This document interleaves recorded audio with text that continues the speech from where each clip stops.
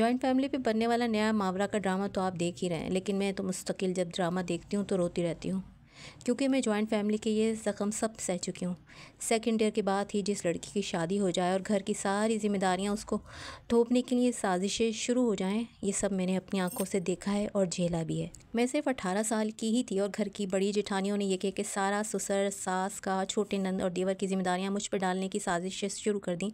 कि बकौल उनके उन्होंने 8 साल और 10 साल बहुत कर लिया, अब मैं करूँ। रात का खाना जब सब घर के मर्द अपने ऑफिस से थके हुए आए और उनको खाना एकदम परफेक्ट चाहिए हो तो वो शिफ्ट मेरे लिए मुंतखब कर दी गई। मेरे बच्चे नहीं थे तो दिन का एक्स्ट्रा काम, सुबह का नाश्ता भी आहिस्ता आहिस्ता मेरे लिए छोड़ दिया जाता कि तुम्हारे तो बच्चे नहीं हैं ना, तुम कर लो। वो लोग तो देखो बच्चों वालियाँ हैं, बच्चों के साथ रात जागती हैं, तुम उनका ख्याल कर लो। गर्ज ये कि हर तरह से इंसान नहीं बल्कि रिबोट या पत्थर का कोई मुजस्मा समझ के ना मुझे सुबह से लेकर रात तक घर के कामों में उलझा के ख़त्म कर दिया गया। जॉइंट फैमिली के इन ही रवैयों की वजह से जब कोई लड़की अलग घर की डिमांड करती है तो उसको सबसे पहले ये कहा जाता है कि माँ की तरबियत अच्छी नहीं थी, अच्छे घर से नहीं आई और बेटे पे तो तावीज़ डंडे कर दिए गए। क्या आपके साथ भी कुछ ऐसा हुआ है तो मुझे ज़रूर बताएं और आपने क्या किया कमेंट में ज़रूर बताएं।